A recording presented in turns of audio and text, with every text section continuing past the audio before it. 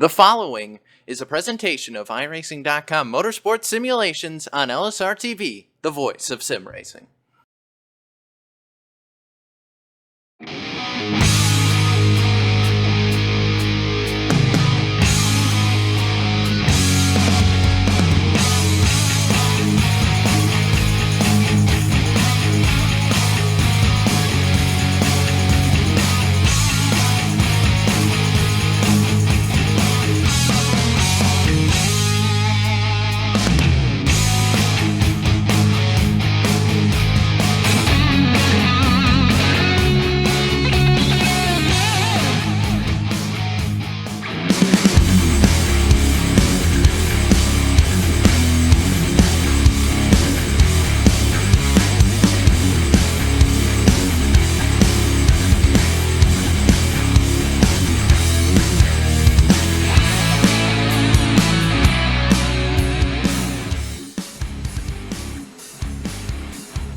Good evening, sim racing fans, and welcome under the lights tonight in Daytona Beach from the World Center of Racing.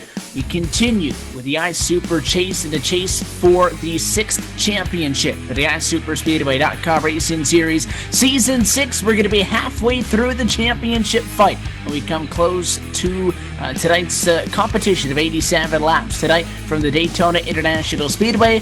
But just because we're halfway through doesn't mean we're going to have half the names left. We're taking out nearly 2/3 of the field. We'll go from 16 down to 6 following tonight's competition, and most of the heavy championship favorites below the cut line into tonight's race. We're happy to have you with us for the second part of LSRTV's Friday Night Doubleheader right here on iRacing Live. Evan Pasoko, Eddie Kessler, Cisco Scaramouza still alongside with you, Andy. This is a pressure-packed situation. I think when we saw the chase format introduced a couple of seasons ago, then it transitioned into the elimination we've ever seen. But that rings so true tonight because we've never sent 10 drivers packing and possibly 4 champions packing in one night, which could happen here tonight.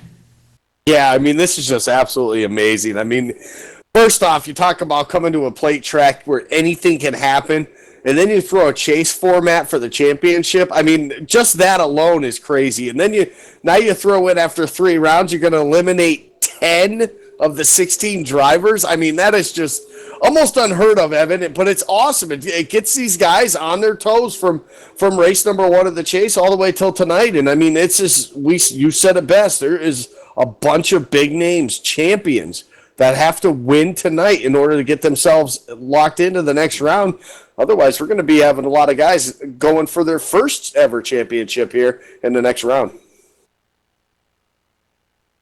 And these drivers have worked into their one-car qualifying session one at a time, but on the racetrack, your S-lap can determine where you start for tonight's race. Let's look at the championship picture into tonight's race and get a better idea of where we sit coming in to the third race in the Daytona round. Casey Malone at the top of the pile, 1,092 points. Christian Peterson, Josh Paul, Chris Basidi, Rodney Wofford, and Sean Boundy would be the 6 names advancing if this were to end before we drop the green flag tonight. But just 1 point back, and then just 2 points back, and 3 points back. That's how tight it is for 7th on back. The names that would be going home: Shane McEachin, Corey Henry, Andrew Berger, Tom Mustakas, Paul Servant, Mark Jorgensen, Rod Flagg, Frank Basilia, Ryan Keeson, Seth the Merchant. Those are some of the biggest names. In fact, I think you could easily almost invert the running order and not be surprised at all. So with that being said, it is going to be an extremely interesting race. The best is win and move on. That's the ultimate goal for all of these guys. The 2 drivers safe: a win at Daytona for Casey Malone back on the 13th, and a win at Daytona 07 for Andrew Berger. Have them safe at the moment. But if you can't win, you are going to be biting your nails coming down to the end of this race. And really, you don't have any idea, Andy, where you're sitting in the points. You can try to figure out where you're running, and I don't think you're really going to have any realistic opportunity to kind of get to a point where you can say, okay, I need to beat this guy at the line. You just have to go for it. Yeah, those guys that aren't locked in, those guys, those two gentlemen that you mentioned that got their wins over the last couple of weeks, those drivers, they have nothing to worry about. All they can do is maybe help a teammate out, get them locked in by a win. You honestly have to go in this looking. I'll fall from there. Qualifying has gone to a conclusion, and we are set to send 10 drivers fishing. Let's take a look trackside at your LSRTV starting grid for race number 19 on the season. Pole position and a beautiful view out the front of the r18 Chevrolet. Mark Jorgensen Jr. just took home a win in the truck race moments ago, and he is in the best spot he could possibly be in right now, trying to buy for. He will start from pole with a 40 spot. The challenge will be in P2 for the drop of the green flag. Third position tonight in qualifying belongs to the 87 Ray Rittenauer, with Chris Passini coming home in the number 4 spot. After the 5-minute qualifying session struck 0, he'll be to the outside row number 2. And Corey Henry, no time in practice, but a blistering lap in qualifying, has him inside the top 5. Yeah, and how about Rod Flagg, the 26 machine? He'll roll off 6th. 7th goes to the 7 of Rodney Watford. Glenn Hedrick, great qualifying effort for him. He'll roll off in the 8th spot. Row number 5, it's Dana Osborne to the inside in the 8th. And Daniel Holloway will round out your top 10. P11 behind them, going to go to Dan Harrington, 12th spot for Andrew Berger. Sean Bowdy, 13th. Anthony Ankello at 14th. And Kelly Dahl, P15. Blake Busilia in the 94 will roll off 16th. 17th will be Shane McKeechin. Christian Peterson start in the 18th starting spot tonight. Ramon Evans will start 19th. How about the 48, Josh Ball? Probably not the qualifying effort he wanted. He's got a lot of work to do to get the victory here tonight. He will roll off in 20th. 21st to Matt Quick, last car to take the time in qualifying, and the only car to take the provisional. Starting 22nd, it's the 3 of Brandon Jamerko. And that's a look at your 22-car starting lineup for tonight's round number 19 on the season. This is not the final endurance event on the year. In fact, it's not even the final endurance event here at Daytona. We will not have any more long race lengths coming up for the rest of the year from Talladega. When we look at the feature race, B main and the A main, 24 then 47 laps. That comes up next Friday night. The week following, a cumulative event at Talladega, and then we'll go from 6 to 3, come right back here at Daytona, back under the lights for the finale in Florida, 400 for 100 laps. So tonight, if you could make it through the evening, you could consider it a little bit of a testing tune for when the big money is on the line, but there is a lot of pressure, and in a race at Daytona when anything could happen at any moment, besides the 2 drivers that have already punched their ticket to the next round with a trip to victory lane, nobody is safe at this point.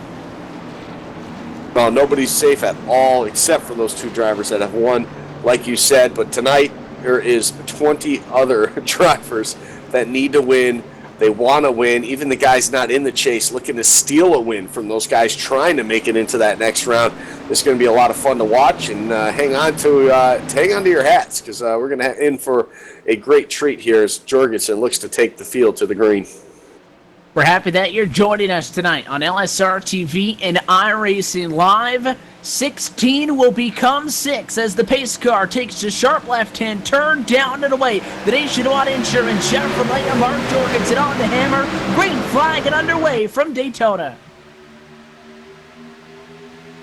Yeah, great jump right there on that inside lane. He'll take the advantage here into turn number 1, but the top side able to at least get jumbled up pretty quickly. Chris Fassini on that back bumper of that Ford. Paul Servin here in the second half of the season showing a lot of speed in qualifying, again starting on the top, or in that front row I should say, and we'll see what he can do here in the early stages, trying to get these laps led here as he worked their way back into turn number 3 for the first time here tonight.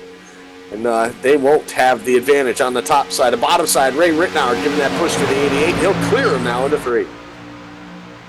Inside of the racetrack has the advantage. There's no surprise there. Nobody from the outside jumping ship quite yet. In fact, they'll stay up there side by side for a second as lap number 1 comes to a close.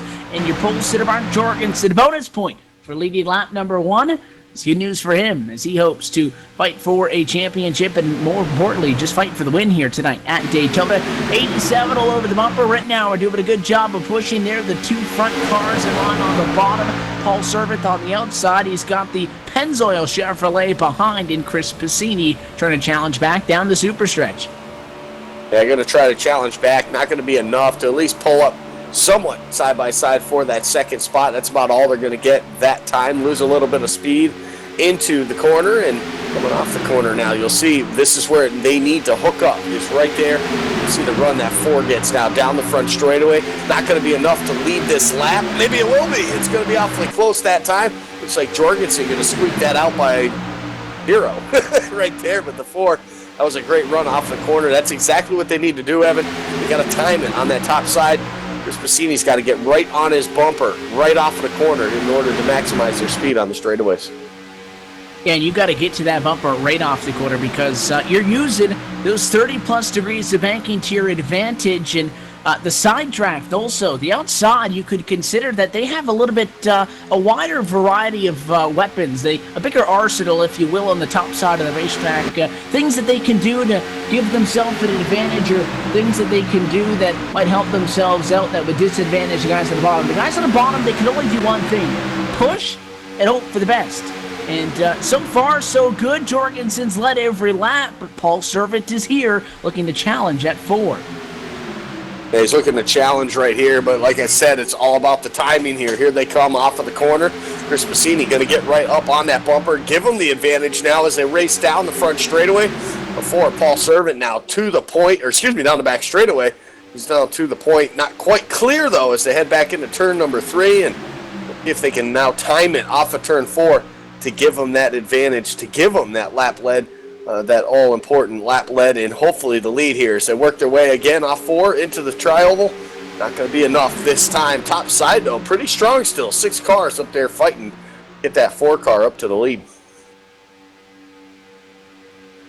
Still side by side, deep, both on the inside and the outside of the racetrack. It's one large pack up at the front of the field. All 22 cars are within 1.1 seconds of each other, and still, I'd say, in a lead pack. Again, a little bit of a smaller field tonight, Andy. A couple of the drivers who are not in the championship not going to be making the last couple of starts. So as the field number goes down, you might additionally assume it's a bad thing. A little bit more room out there on the racetrack for these guys. You're not seeing the extra space now, but you do have every single car on track in this lead draft.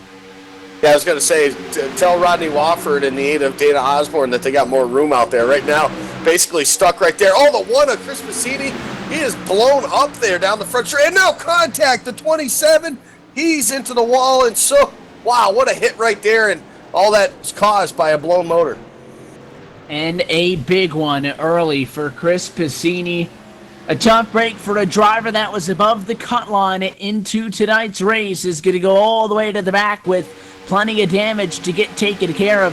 He did everything that he needed to. You're going to go on board behind and see. He held up against the fence, but a little bit of a stagger with the 27 and the 21. Hooked those cars around. Brandon Chaburko belt goes airborne straight over the back of the 27. You go on board with his Chevrolet up and over.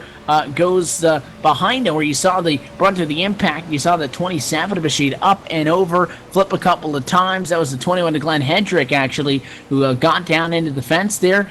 And that was ugly. Big wreck. And it was a tough break, not only for Peterson, but again, or Piscini, but he couldn't get out of the way. He did everything he could. He was up against the fence, and they just ran out of space. Terrible place for that to happen is into the corner. Oh, you're not kidding. And then to look at it, I'm looking at the field.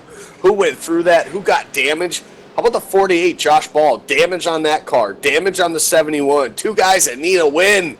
2 guys that need to get themselves into that next round to fight for that championship. And just unbelievable right there. Damage to those cars. It doesn't look major.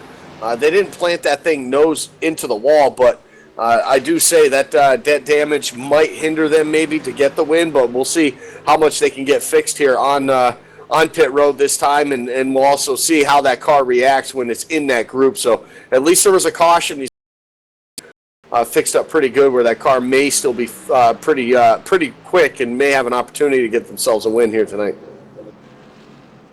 So you slow them down early. We're just 7 laps in of the 87 on the board. So 80 laps to go, you could say, making some progress at early yellow. Going to have a slow to pace to the start. It doesn't stop the pit stop action, though. Your leaders are in at the first opportunity. Yeah, they're going to have their first opportunity. We will see guys take no tires. Some take 2 tires. These super speedways don't burn the tires up like we see at the places like in Texas, where we were at the trucks just a little bit ago. So you might see some of these guys just take fuel only. We do see that on the 88, just fuel only on that car. The 89 of Matt Quick making some strategy as well. He'll come out in second there off of the pit road. So Paul Servant, he fueling that car as well. So a lot of guys, you'll see this a lot here tonight. No tires. You'll see them just take fuel, pack that fuel cell tight, and see how many more laps they can get through. A little bit of excitement down pit side. Sean Boundy missed the stall, and he was a top 10 car when they came down pit side, but not even close on his opportunity to get into his pit stall. He cut across and he got turned by the 27 machine. Coming up the inside was the 27. A lot of damage on board Daniel Holloway's machine, and I don't think he was expecting the 34 to come in, and the 34 turns left to get to his stall. A lot of damage. Speaking of Daniel Holloway, heavily damaged car involved in an accident. He uses up his quick fix early. He's got a brand new race car, but he's no longer have that safety net. Yeah, these guys obviously want that safety net to have towards the later stages of the race. You don't want to burn that thing up early. Some of the guys are going to have to burn it up pretty quick here after that caution there, but a lot of these other drivers, you don't want to use that early in the race. You want to have that for late in the going, for that late race caution that can cause you to be out of the race. So unfortunate for some of those guys that back there that had to use it now this early into this run and into this race here tonight. Of course, a long one here tonight, the endurance race. So lots of laps, lots of miles still left to go in this. Going to have to tread the water pretty carefully here for those guys that did have to use it.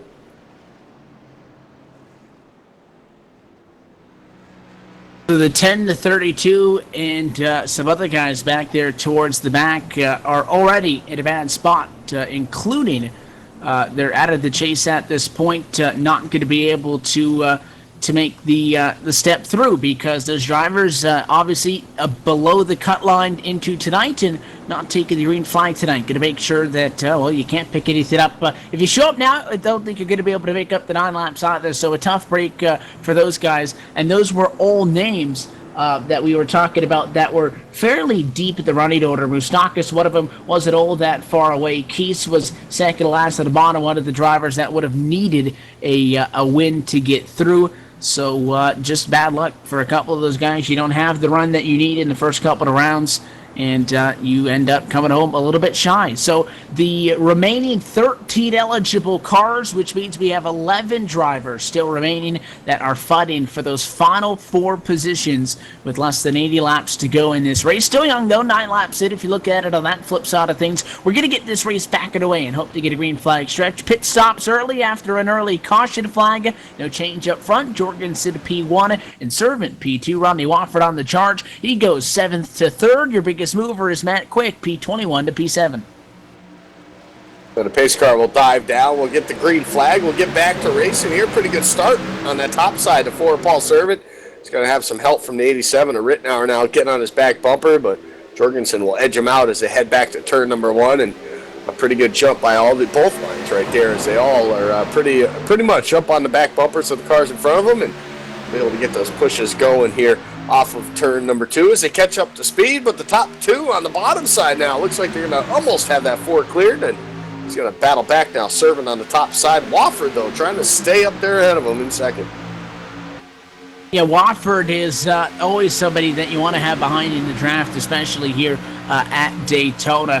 One of the best at this track. You look at Daytona, you look at Talladega, you talk about the differences. You're going to be hard-pressed to find many. Don't tell that to Rodney Wofford because he absolutely loves this place and not concerned that he's riding in second because he knows that he has tons of time until it's really going to be any factor late in this race. So he'll work with the 88 of Mark Jorgensen Jr. That's a dominant duo. And unlike on the first drop of the green flag, really spread out behind our leaders. Only 2 cars left on the outside, and they're starting to fall back. They struggle to hang tough with the bottom. Yeah, I'm surprised the first run we didn't see that quickly. These guys dropped down to the bottom. We saw that top side continue to have numbers. 5-6 cars strong is what they had in that first run. Now you see them all dropping to the bottom now, trying to get in line, maybe get a couple positions. Now you see the 8 of Osborne move up to the high side. He'll try to lead that pack as they come up on a lap car. The 3 of Brandon Chaburko, he'll stay way on the bottom right now. I'll put him 3 laps down now. Not too sure that's exactly what that 3 wanted to see here early in this race, was himself getting lapped by these cars. A little bit of contact between the 82 and the 87 right there. The 87 actually scraping the wall. That's Ray Rittenauer. Looked like the 82 getting up into him there in the corner as they were trying to make their way around the lap machine.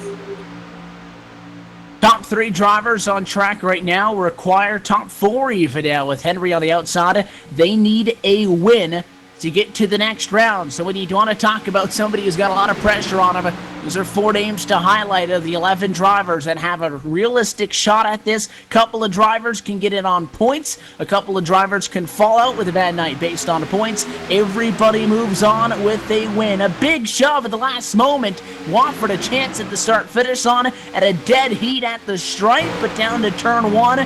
Clear, not electing to jump down though yet. He's waiting on Corey Henry. And it looks like he will stay up topside for the time being at a turn number 2 as the Dark Horse teammates trying to stick together. Yeah, trying to stick together, trying to get both of them clear. It looks like they'll have it right here into turn number 3. Top 2 will clear that 88 now, Jorgensen. They'll leave the 8, Dana Osborne, now to settle it out up on the top side. And Mark Jorgensen Jr. will suck up to the back bumper of these 2 guys now as they get into the draft. He'll look to the outside now.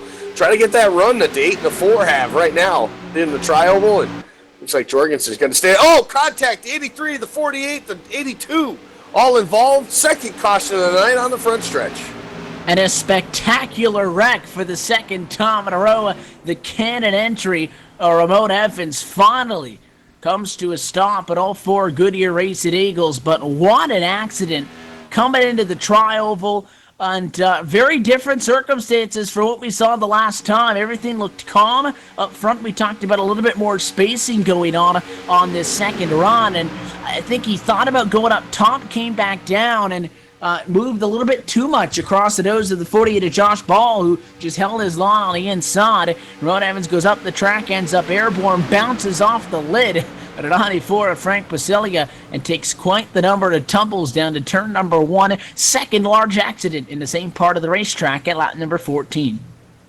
That's unfortunate. Like I said, the 48 involved in that again. Second accident now that he's been involved in, just making it that much harder for him to get closer to another championship, his second championship he's looking for here. So just unbelievable right there. Wrong place at the wrong time. He was in the back of the field in that first one. Now this one, he was up towards the front, still gets caught up in it. So just when it's not your luck and it's not your night, it's just not your night. So 2 early caution flags at Daytona start to weed out some of the drivers a bit of pack, and every single time you got a little bit of contact on track, and we've seen 2 big pieces of contact early, big championship implications. Before you know it, people get to start running out of those quick fixes available to the cars on track, and you don't really want that to happen with over 70 laps still to go in this race. So second yellow, we'll take a quick yellow of our own, if you will. Step back for a moment and take a quick LSRTV commercial break. And when we return, you'll see Rodney Wofford. He loves Daytona. He's out in front. He searches a win in hopes of moving on.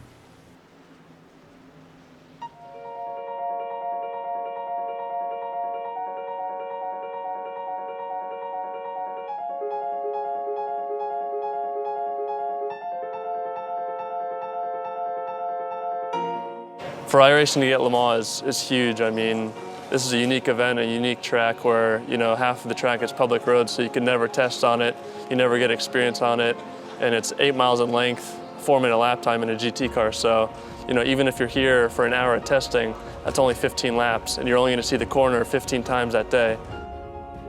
The first section going through the Dunlop area is pretty unique. You know, it's got elevation change and off camber. Then you go down Mulsanne into the chicanes, and you know, the straights are unbelievably long. It's a tricky track, and you know, every year I've come here, this being my 4th year, you learn something new every time. We've wanted to add Le Mans to iRacing for a long time, and we've really been working hard towards it for the last 5 years. But really, things only came together in the last week leading up to this race. So it was a real scramble to put everything together. The majority of Le Mans is public roads. So when they're preparing for the 24-hour race, it's really the only time that we can visit to laser scan and photograph the track so that we can recreate it in iRacing.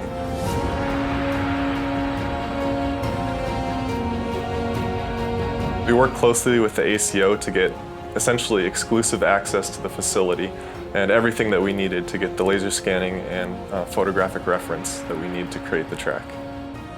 We were very fortunate to be at Le Mans at the most important time of the year and gain that experience of being there. And we're going to really do the best we can to put that into our work and making sure that the Le Mans in iRacing is the best Le Mans, the most exciting and accurate recreation of the track possible.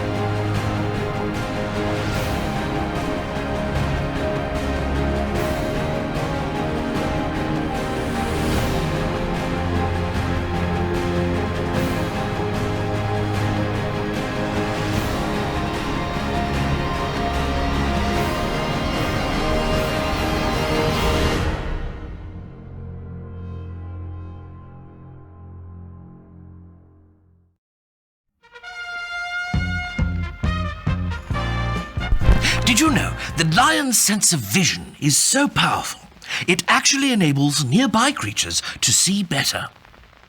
Here we see lions assisting the offspring of others, while their parents are elsewhere in the wild. Brilliant, isn't it? Making the wild kingdom look much better indeed. Do good, be a lion.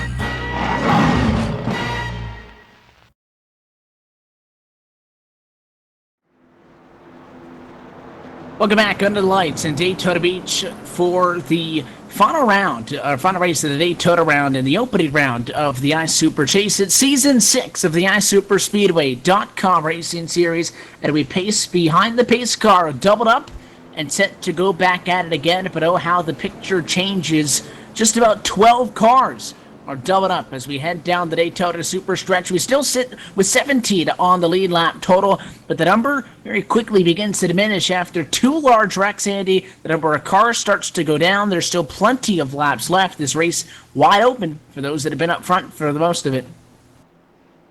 Yeah, you mentioned a couple big wrecks and a couple big names, guys looking to move themselves into a championship run here. They needed a win tonight. Dan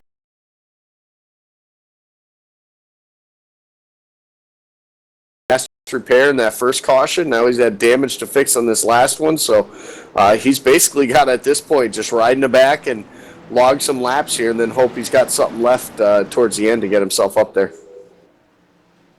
We come to turn number 4. It's going to be the second time the pace car will duck trackside for a restart. And it's still your Poles that are in front for the second time. The American Ethanol green flag will wave, and back and away we go. Second yellow behind us. Lap number 19. Do the works up at the front of the field. The inside 2-car breakaway. Jorgensen Servant to turn 1, and Osborne. Yeah, kind of surprised he did that quickly there. So we got some 3 wide action going a little further back. The lap down car of the 3 of Granite Chaburko to the outside of the 87 of Rittenauer, and causing a little bit of contact there, maybe just a bit from those guys, but they'll be able to settle it out right now. Up front, though, Rodney Wofford unable to have any help at the time being to make that top side work. He's waiting for Rod Flagg and Christian Peterson to catch up to him. They'll do that now through 3 and 4, and just sets them back just a little bit now. So top 3 look to get themselves clear here off of turn number 4. The 8 not quite yet. The party has started now on the top side. Yeah, the 8 got to the inside, and he was on the outside of the second row for the restart. So we'll see what the TaxSlayer.com sheet ends up. That'll give us a good look at if it was worth it or not. Look at the 7 when Peterson slides up the hill a little bit, and he'll come back down in line, and into the fence goes the 7. Rodney Wofford, heavy damage as he'll limp down the back straightaway after severe contact with the 8 machine. Minor contact. It began as on the right rear. They shot up to the outside wall. Caution is out, and now Rodney Wofford finds himself in trouble. Yeah, it looks like major damage for that 7. Not what he wanted either. I mean, this is just incredible what's going on right now tonight with all these guys that need the win. And I don't know if these cautions are because people are just overly aggressive here in these opening laps, Evan, or if it's just the fact of it's just one of them nights, maybe the full moon as the replay goes up on your screen. Yeah, well, it happened out of nowhere. The 7, he was close on the right rear, and either something happened to the 8 car, or he got him in the right rear. You can hit somebody in the right rear, it's going to turn their car. I think there was a little bit of net code, a little bit of space I still saw between those 2 cars. But the 8 really didn't react, Andy, like he got hit on the right rear. It almost reacted as if he got hit in the door, because it almost got sideways coming up the hill as opposed to getting pushed up the hill. You look at the replay for the 34, front row seat for Sean Boundy. Nonetheless, that 7 got pile driven into the outside fence, and he has pretty heavy engine damage.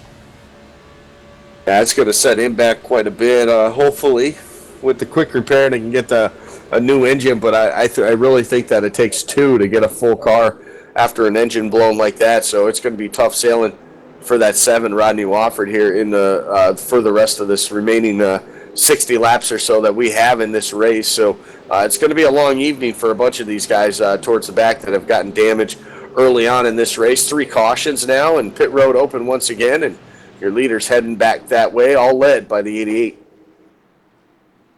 Yeah, they decided to not come pit side on the most recent. They're going to come down on the 3rd caution flag in the opening 22 laps of competition. And Jorgensen well out in front. Going to go all the way down to the number 1 pit stall. Do we see tires? Do we see a tire strategy early? The short stints open up the window for somebody to try something. Right sides for the 88, left sides for the 44, and neither of which going to be the first cars off of pit road. Sean Boundy, gas and go, wins that battle. Yeah, the Rod Flagg in a 26 as well gets off pit road very quickly there. Fuel only for that machine as well. So just right side tires for the 88, but that'll send him back a couple spots here. And what he can do when this thing gets back to green, it looks like actually the 26 may be a caught speeding there, so he'll get around him and move him up another spot. Maybe not. Maybe just beat him off of pit road, but it was awfully close right there nonetheless. Anyway, but how about Sean Bounty in the 34, a win earlier in the season, qualified him for the chase, a solid run after the first 2 weeks, has him decently up there points-wise, so he can make it based on points, but getting a win would be all that much sweeter for that rookie in the iSuper Speedway Series to get himself moved on to the second round. Yeah, and Sean Bounty mentioned we went on board with him. He could have easily been in that accident. So a little bit of luck never hurt anybody, and a little bit of good luck, that is. Bad luck for a couple of guys, I guess, that have not quite had the start to the race that they were looking for by any means. But outside of that, the guys up front have not really been out of the trouble. We normally say, if you want to stay out of trouble, you either get way up in front or you get way out in the back. Well, not necessarily the case. A lot of the accidents, actually, they haven't collected a lot of cars in the top 5, in the top 10. It's normally the unlucky people mid-pack behind them that can't find a way by, Andy. A lot of this stuff, strange incidents, we will say, but does originate inside of the top 5, top 10. I think at least 2 of them. Yeah, no, you're absolutely right. It's just amazing. It's feast or famine, honestly, when you come here, and that's what makes this series so great to watch, because anything and everything will happen at these races. Some races are green flag from start to finish. No, not one accident. Some great racing gets split up by green flag pit stops, and then you get other races like this that'll come in, and then and just freak things happen, and guys get caught up that normally. It doesn't. Normally, you would think up front you're safe. When we see the accidents happen up front, makes it for a tough road for those guys in the middle and the back to dodge the wreck as well. In the woes tonight, not good news for Chris Pasiti. Entered tonight, as we had mentioned, 2 positions in this championship fight, just in front of Rodney Watford. He had a 6-point advantage over Watford. Sean Bounty just 7 points behind him. Sean Bounty P2. Chris Pasini, he's done in P21. I think it's almost safe to say that Chris Pasini, who was one of the drivers who wasn't all that bad off into tonight, just had to get out of tonight, escape this second accident, and his championship hopes will end tonight, I believe, in Daytona. We'll be saying that for a lot of people, actually, Evan, here over the course of the night. But how about the 94, Frank Basilia staying out on the racetrack here under this one, looking for the track position. Excuse me for my yawn there. But anyway, I hit the wrong button. But anyway, this should be a great restart with the 94 up front, 34 of Sean Bounty as well, seeing what they can do. 88 of Mark Jorgensen Jr. has been up there since the start of this one from the pole. So we'll see what some other guys can do now up towards the front. So double them back up. 24 laps in of the 87 on tap tonight, past quarter distance, but a lot of early caution flags have things very slow to get things underway. The pace car going to duck down and away. This time it is not Mark Jorgensen. He'll be back to the inside of row number 2. As we come by to turn number 2, we'll take the green the next time around. Basilia from 16th to 1st will bring us to the green. John Boundy in 13th on the grid, up to P2 to the outside of the front row. That's going to be a great one here. I want to see what the 89 of Matt Quick can do as well too. We know how good he is on the super speedways. Just hasn't had the luck all season long. That's one guy looking to steal a win from some of these guys. Even the 21 up there, Glenn Hedrick, inside the top 10 as well too. So this will be a good restart here. Hopefully we can fan this out here. 18 cars still on the lead lap. So. Hopefully we can get some green flag laps in here, and it would be fun to see some green flag pit stops as well. We always know how those can change the complexion of the race as well.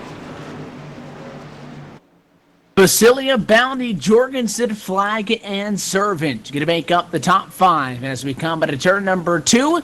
And we get set to do it all over again. The 94, the 34 come to the restart zone. Green flag in the air, back underway. Yeah, good jump. Both lines, 34 kind of slacking off there, but that's only because the 26 are on flag, not to his bumper just as of yet, and going to allow the 94, 88 to have the slight advantage into turn number 1 and actually clear the 34. How about Sean Bounty coming down? Rod Flag wanted to go there, but he forgot the 4. Paul Servant was there. They made a little bit of contact there. That'll slow up the progress of the 4 and allow the 26 to finally get to the bottom. The top 4 single file leaves Matt Quick now to the high side. Kelly Dahl trying to get up to his bumper and give him some help.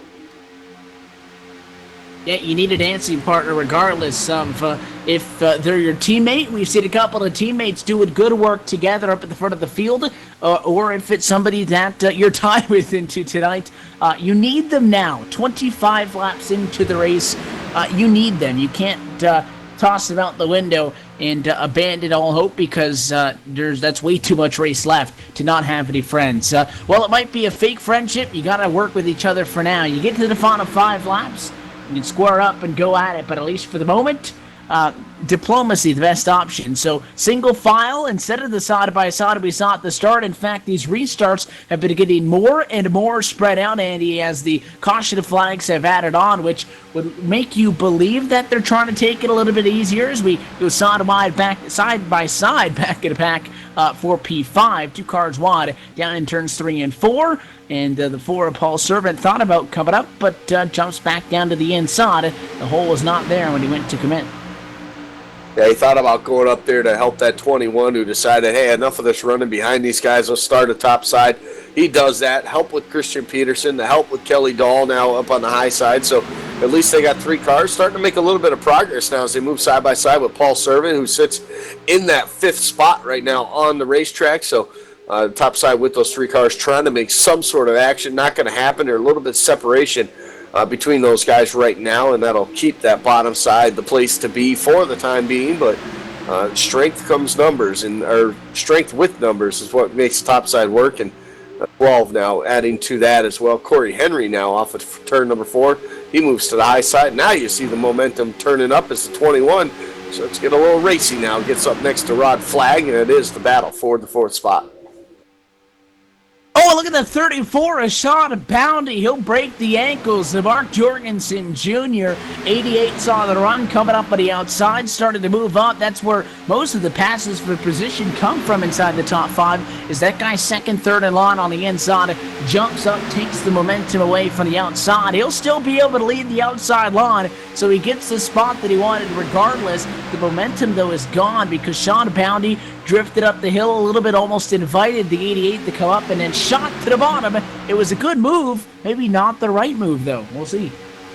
Well, they got a pretty good run there off of the corner there. They'll make it a side-by-side battle for that race lead. 94, though, will take the advantage right there. 5 cars strong now on the top side. No help behind Sean Bounty in that 34, and that's going to hinder that bottom side here momentarily, especially on the corner exit of turn number 2. Here they come now. The 88 looking for the lead once again.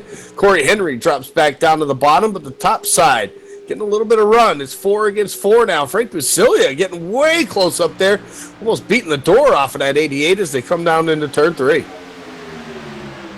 Side by side, 88, half a car length advantage. You're going to come off the corner as the inside fights back. This might be the best shot he's gotten all night long to get back to the point, but there's no bumper contact. The 27, much closer than the 34, the 94, but not enough to be able to get that run that they need. They'll have to wait another lap. The next time we come around, 30 laps going to be in the books, and we still have 14 drivers within 1 second of the race lead, and we're 2 wide, 4 rows deep. It's head-to-head between Jorgensen and Basilia. Yeah, it's going to continue to go like it is right now. Sean Bounty doing a great job to stick on that back bumper of Frank Basilia, and that's what is going to be the key for that top or for that bottom side to keep the momentum, to keep the lead going right now. And you can see him pull out almost 2 car lengths now over that 88 right now. Sean Bounty now going to look to the high side. Basilia goes up to block. Now there's no room to go to the bottom. Door contact. The 88 and 26 now. We got ourselves a battle for the race lead now. Sean Bounty moving up to the front. He's got the help of the 88, giving him a push, trying to get his way back to the race lead. 3 cars on the inside versus 5 on the top. They were 4 apiece until 1 car on the inside jumped up to the outside and Sean Bounty, and he wants his shot at the race leading, and he ducked to the inside. He left the outside lane. Now he's on the outside, clear, and got it. New race leader, it's Sean Bounty, 31 laps in. That was a great move right there, awfully close to cutting the nose right off of that 94, but you can see once he drops down in front, the top side loses all its momentum. How about all these cars coming into the mix as well now? Here comes the 48, the 87, the 7 of Rodney Wofford. Caught up in that accident just a moment ago in that last caution. And now you can see these guys with the fixed race cars coming up into the picture as well and making this pack a lot more bigger and a lot more stronger here. So those guys join the top side and make the top side that much more stronger. Now they got about 6 cars. Look at the 48 of Josh Ball going up to the high side. Looks like maybe wanting to let that car cool off or drop towards the back here. He'll let those guys now storm on behind him here. He'll fall back in line behind that 3 now of Brandon Chaburko as Chaburko goes to the bottom side, trying to get something going here as he's still 1 lap down in 19th. And now everybody goes from being on the outside to everybody being in line on the inside of the racetrack now. It's 5 on the bottom. Bounty, Basilia, Flag, the 12 of Corey Henry, and then you find Mark Jorgensen Jr. So again, the 88, the 21 machine, they did the legwork, but Sean Bounty did what the 88 wanted to do, but he timed it better. Jumped up, took the momentum, and went to the race lead. Not that it wasn't well-timed and a good move. It's not going to be a race-winning move 31 laps in, but it's good to know what you can do and when you can do it, because weather temperatures and different things about the track conditions, track temperatures, and all of that, they change week to week. These guys, they have an ever-evolving setup that all the cars are running. The build that iRacing runs changes a couple of times over the course of a season, so it's always good at an 87-lap race to use these opening laps and be aggressive. We always talk about pacing yourself. You don't want to cause accidents early, take everybody out of the race, but you still have to get up on the wheel so you know what to do, and you're not just a deer in the headlights when it comes down to making that move inside of the final 10. No, that's exactly what that 34 did. I mean, you don't have to lead this lap to win this race. You got to lead that last one, but by him jumping out to that line, he realized what he had to do. So now it comes down later in the race, and he's second or third in that bottom lane.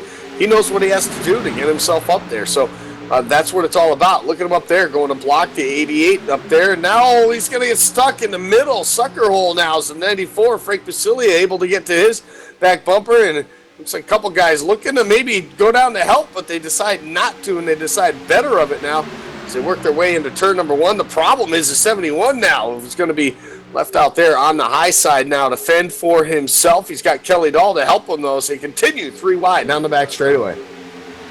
And the outside, that third lane, you can go up there and you can get a run, but it very rarely works as a sufficient line in these cars. You can get up there, you can't hold it, though. We'll see what they can do with the Cup cars, though. Not very friendly to 3 lanes of traffic. There's not a lot of room at Daytona either. Look at the 34 squeeze into the bottom of the 87 just there. Sean Bounty, the one that finds himself in the middle of all of this. He'll go from leading this race to being P8 that time by.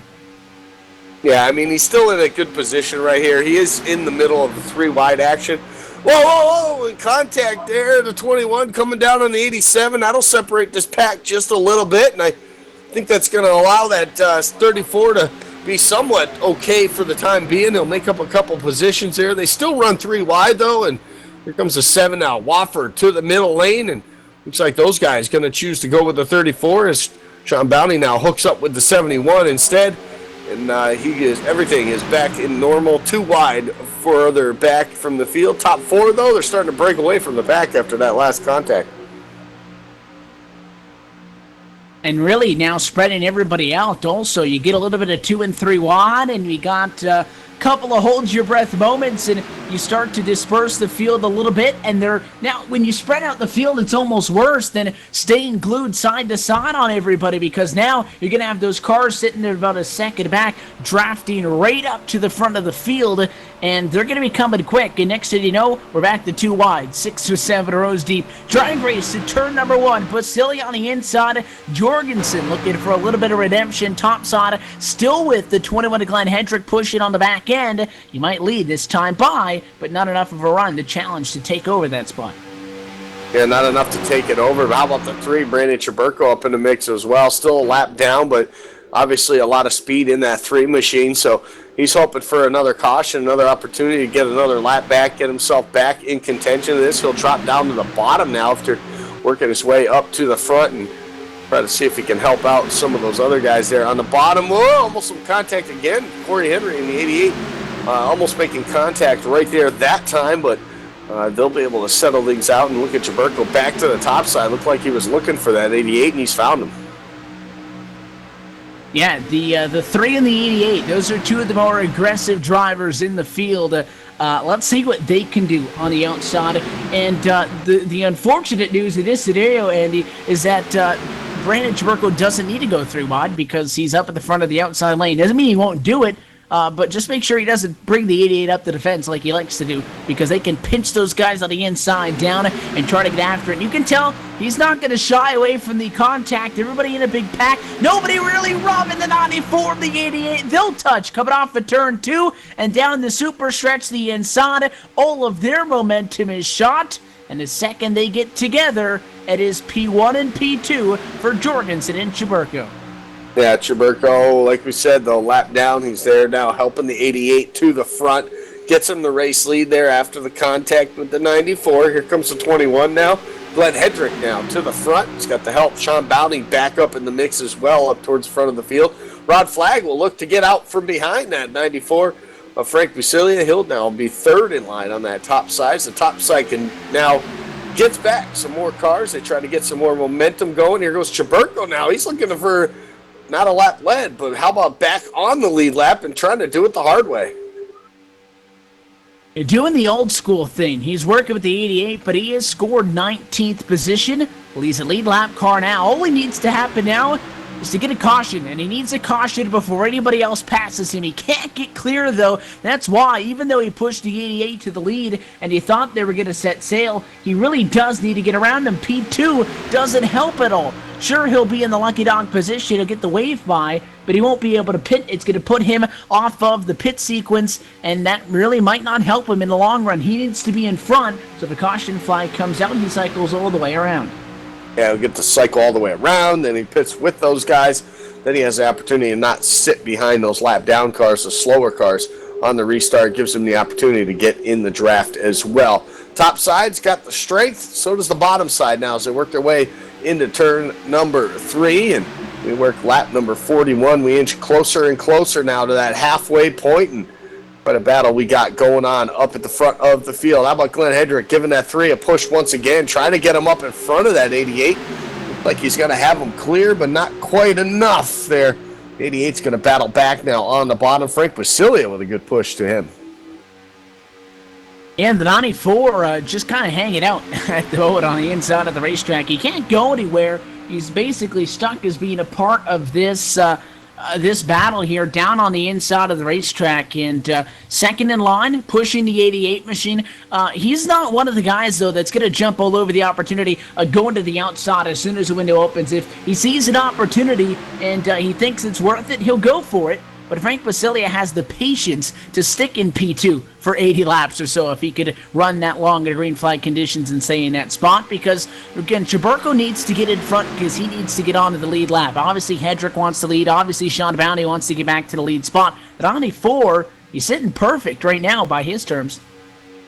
Yeah, I mean, it's all he's got to do. This is the long race, the endurance. Oh, contact with the 21. 94 involved, the 7 of Wofford. Here goes Rod Flagg up into the wall. Heavy damage, 4th caution of the night. Another big one here at Daytona. And again, it starts at the front of the field and collects a lot of big competitors. It was a big push on the outside. That was the second time somebody got tight on the door of Frank Busilia. We saw it coming off of turn number 2, and now we saw it this time coming off of turn 4. Different car involved with Hedrick, but the track gets blocked at 94, the 26, the 21, the 7, the 89, the 71, 6 of the top 10 involved.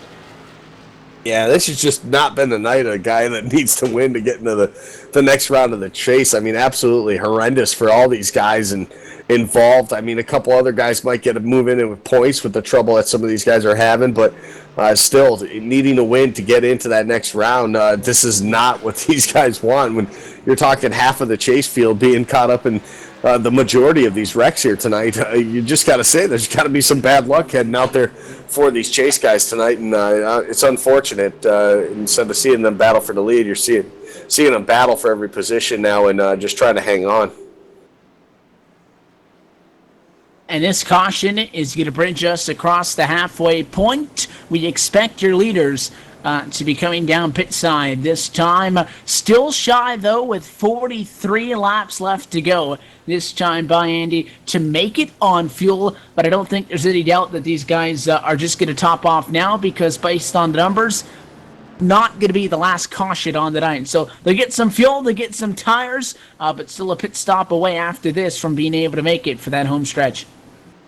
Yeah, they'll have to make one more stop here. Chaburko back on the lead lap. They'll watch for that 3 car once everything cycles around and gets him on the lead lap. And we saw how fast he was getting up there and battling for the lead if he was on the lead lap. So now that he is, he's going to have the opportunity to come out of here with a victory as well. Everybody coming into their box. 34 Bounty, first one in there. Here comes the 88. He'll slide into his box. So does the 12 of Corey Henry, and looking for service on those vehicles. Right sides go up for the 88. If he takes 4 or 2 tires only, fuel, he'll be the first one off of pit road.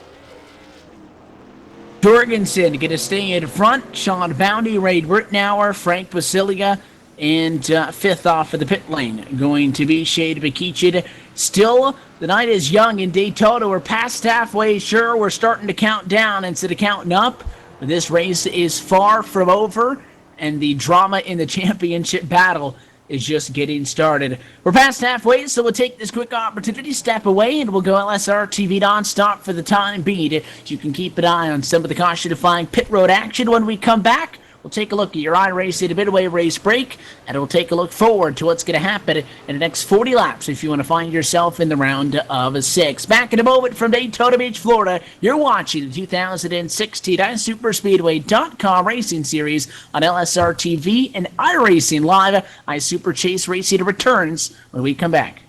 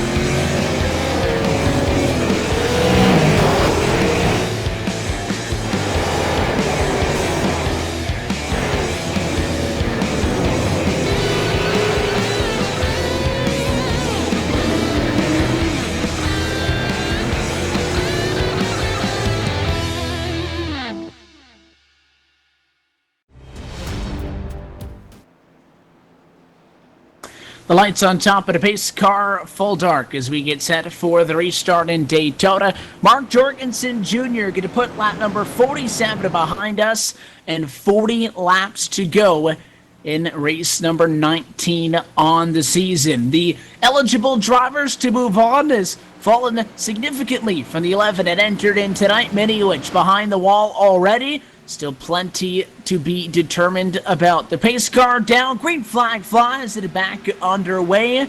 Second half racing action from Daytona International Speedway, and the 88, the constant all night long, still in front. Look at Chaburko on the high side, though. Already on the lead lap. He's looking to make it 3 wide, and he does on the outside lane. No help at all, of course. Nobody wants to get up there and force the issue. The 89 quick will drop him and allow Chaburko now to get in that top lane, and he'll ride right now behind the 13 of Kelly Dahl. As the top 2 now have separated themselves from the rest of the field, and see Sean Bounty with the help of the 94 trying to get back up there. Shane McKeechin in the mix as well now here in this run. Started 17th on the night. He's up to 3rd. Single file for the top 4. That's not going to last long because the number 28 goes to the outside. Shane McKeechin and Sean Bounty decide that you want to go side-by-side racing as they come through the triangle down to turn number 1, so they'll do so. The 94 of Basilia, he's now on the outside. How about Andrew Berger, bottom of the racetrack? He's good. He's won as of the last round. Round number 18 punched his ticket to the next round, and he wants to make sure that he doesn't give an open invite for somebody like a Jorgensen up in the front of the field who basically needs this win to get in. He wants to take that one away from him and make him have to race his way in on points, which could be big if somebody who comes home in second place would have needed a win to get home and be able to get the job done. So the 42, he's in the conversation for the first time tonight, 3rd in line down low. Yeah, I haven't seen him. You know, he got the win, of course, at Circa 07 a few weeks ago, and now in the mix, like you talked about, up towards the front of the field. And started outside the top 10, like you mentioned, but he's done a great job very quietly to work his way up through here, and now finds himself maybe to steal a win from some of these guys, maybe a non-teammate, maybe to help out a teammate. It's 88 of Mark Jorgensen Jr., 2 cars ahead of him there. Maybe just trying to help him out with Frank Busilia as well, a teammate up on that high side right next to him as they run right now. Shane McKeechin, though, leads that top side. He's got Sean Bounty on his back bumper. We'll see what those guys can do here over the next couple of laps. If they can not get that 28 to the lead. Pretty good run off turn 4. A side-by-side drive to the line comes up last time by 8 1/1000 short. This time, 8 1/1000 short at exact identical lap time the last 2 times around for the 88 and the 28 up at the front of the field. And the outside continues to try to build up some momentum. They're in a good spot. The 87, yeah, he's there on the back bumper to Jorgensen, and now Bounty tries to go 3 wide. I think he might have just tried to get low to get out of the way of the 7 and almost accidentally found himself to the inside of the left rear shade of McKeechin. A little bit of a close call that time down the Daytona Super Stretch, but nothing comes of it. Yeah, I'm hearing over the radio. He actually needed to get some air to that front grill there. As you can see him giving that push there, set himself up, get that 28 to race lead. That'll allow that 34 to get some air now to the front nose as he leads the outside lane now. They head off into turn number 1, and 52 laps now going up on the board, and we get ever so close to that final push here. Again, one more pit stop for these guys. If it stays under the green flag condition, that'll definitely throw a wrench in all of this here tonight. But the way things are going, I wouldn't be surprised if they're lucky enough to make their final stop. Definitely simplify things. And based on the numbers that we've seen tonight, you would expect another caution to come, especially because they're only going to start racing harder and harder as the race goes on. But if we do go green flag pit stops extremely more difficult and underrated in the difficulty when it comes to executing coming into pit road, on pit road, and out of pit road, trying to make up and really just try not to lose time. You'll normally see 16 cars in a lead pack get down to 6 after a cycle of green flag pit stops. It's that difficult to be able to stay with the lead draft. The 34, man, he's got the elbows up and he's going after it. Sean Bounty, he'll give a shove to the back of the 88 because Jorgensen jumps out of line, and just like that, he's back in front. Yeah, that was a great move right there, Evan. We talked about with these guys, and just I'll tell you what, that 88's been awesome here tonight. Even in the truck race, just been showing speed, and he's got no fear in that guy right now, and the way they're running and the way he wants to get himself into that next round. So doing everything right here so far in this one and being right up front where he needs to be, out of the mess, out of the fray of all those accidents that we've seen over the course of the night. And for him, that leaves that one quick repair, that almighty one quick repair in his back pocket for the later parts of this race as well, too, if something was to happen. But how about that 3 at Chaburko, Evan? Here he comes now up to third now as he runs side by side with that 87. No help out of his rearview mirror, though. The 34 at Bounty to the bottom. Now Chaburko going to wedge himself into the bottom, too. Top 5 now, single file in the bottom. Single file, and that means, to the exception of the 87, Rittenauer all by himself. He's not going to stay up there for long on his own. He's got help coming, and in fact, the 3 of Brandon Chaburko jumps up, sees there's not enough momentum to commit quite yet, and goes back down. But now Rittenauer working with Frank Basilia. They lose the 12 of Corey Henry, who drops to the inside, and they may just lose the top 6 entirely, as Chaburko coax that 34 of Sean Bounty, who's feeling pretty racy and going up top, but they come back to the inside. Yeah, allow him to come to the inside, and these guys now getting a pretty, I would say pretty racy here right now. Still single file. Look at McKeechin, though. Come out to the outside. He wants the race lead. He wants to get back up to the front, and going to definitely, whoa, look at Burko was going to go up with him, decides, nope, I'll go help the 88 now. Now Shane McKeechin all by himself to the top side. He'll lose a lot of ground this time through 1 and 2, and here comes the 87 and Rittenauer trying to catch up to him, trying to give him a little bit of help, but look at that run the 88 got. So far out ahead now, that gives him no advantage at all, and we'll see if the 3 jumps out to the top side. He does, right in front of the 28. We'll have ourselves a pretty good battle between the 88 and the 3 now into turn 3. Yeah, they glue on each other's doors. Remember, they were working together earlier in this one. Well, this time by, they're going to take 31 laps to go from Daytona. And the outside, Brandon Chaburko, he's got it. Move the Goodwrench Chevrolet in front of the field. The 3, the 88, and the 28 quickly becoming the 3 cars that are dictating the pace of this race. Inside, outside, doesn't matter. One of them is in the lead. They're going to flip it back and forth, back and forth. That's what it's going to be here before we get to our final pit stop. Both sides, both lanes, I should say, having plenty of help for each one of them. It's going to be a pretty good fight. They'll come up on some lap traffic now. That's the 71 of Christian Peterson. Not the night he wanted there with a heavy damage to that front left side of that car. We'll see all these guys starting to fan out now. Look at the 3 wide action going. Shane McKeechin out of the high side. Rittenauer to the inside. 94, Frank Basilia looked like he was jumping out of line as well. He's going to have to fall back in line as well. Chaburko going to lose some ground to the race leader. Sean Bounty with the push to the 88 into turn 1. And now we'll see if that 3 can get a good run with the 87 right now in the back bumper. The 87 been on the outside a couple of times. Meanwhile, in front of him, you want to talk about door banging at 196 miles an hour.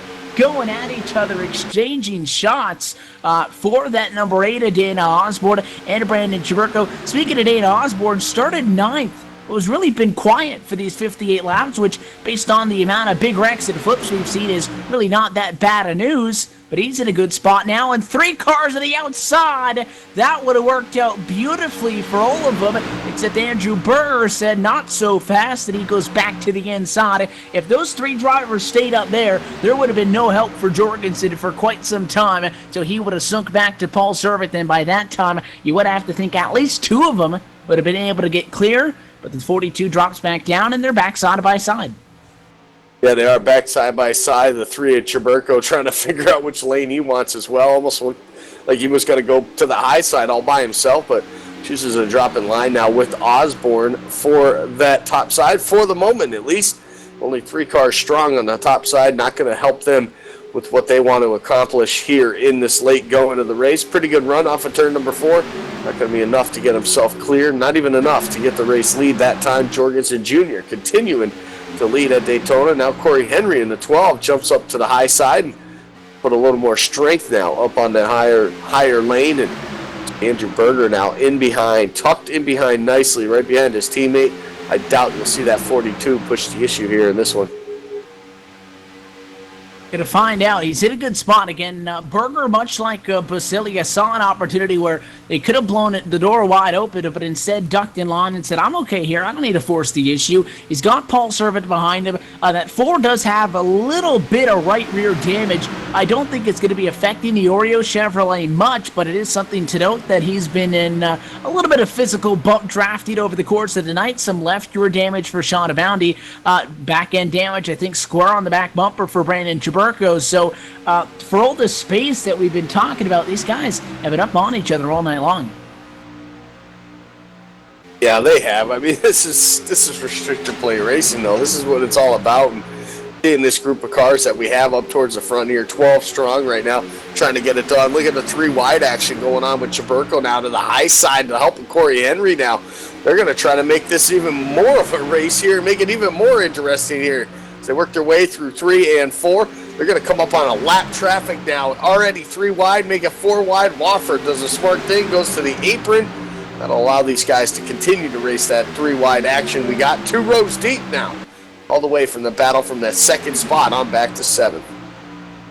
3 wide, 2 rows deep to turn number 3, and the outside lane, not the place to be. What can the 34 and the 8 do, though, in the middle of the racetrack? Boundy, the 8 of Osborne. Look at Chaburko, wastes no time to slide across the right rear of Osborne's Tax Slayer Chevrolet in front, get to the back bumper, and start pushing. It's going to be nose to nose between Jorgensen and Boundy in front of the field, and 62 laps in, they're having to start to wonder, are they going to get that caution flag?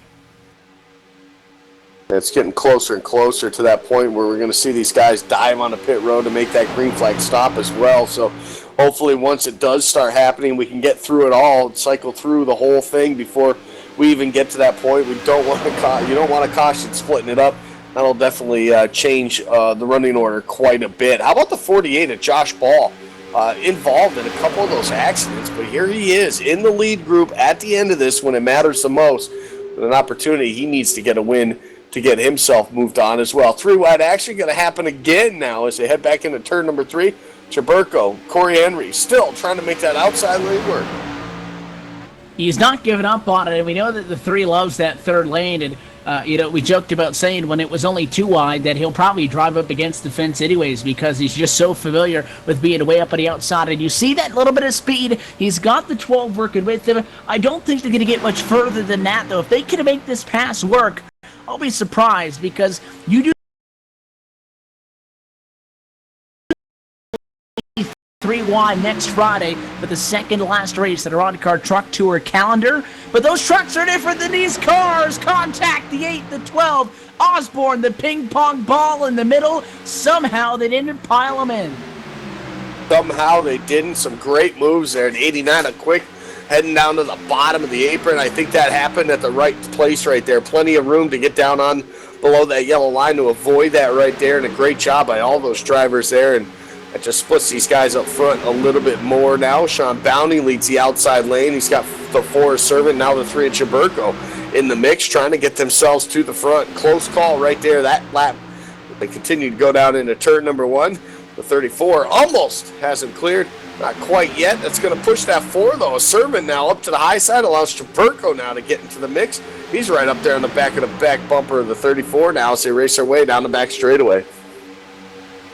Single file down the back stretch behind your leaders in front, and a change for the race lead. How about it, Sean Boundy getting the job done, and it wasn't really from a push draft down the back, almost a slam draft from Chaburko, gave him a shot halfway down in the momentum. He rode it all the way to turn number 4, and Sean Boundy now gets a crack at leading this race 66 laps in at the 87. We're almost halfway through to the end of the race since we last saw a caution flag, and I think pit stops beginning to approach everybody's mind. They're not single filing out like they're ready to commit to anything yet. Contact behind 89 and the 12 get a little bit of a love tap out of 2. Yeah, a little bit of a tap right there out of 2. Everybody able to stay in the throttle right now. Top 3 going to clear Sean Bounty, though, so that's going to put him back to 4th. So a pretty good move. All those guys moving up to the high side, kind of ganging up on the rookie in the series and not giving him any credit right there with what he did to get himself up to the race lead. And I think it puts the 88 back in charge of this thing here. Chaburko on his bumper. Teammate now, the 42 of Andrew Berger rides third, and Sean Bowney going to have to stay in line for the time being as Rittenauer now looks to the top side. Wisely come back down to the bottom now. He's got teammate right behind him, Matt Quick in the 89. Hey, Matt Quick has been up here a couple of times tonight. He started 21st. And by the way, we just assumed that Brandon Chaburko would have gotten to the front regardless. He did start, to be fair, in 22nd position. And he's made up 20 spots to get to where he sits right now in P2 at the moment. So he's had a long way to come. And in fact, he's the biggest mover so far all night long.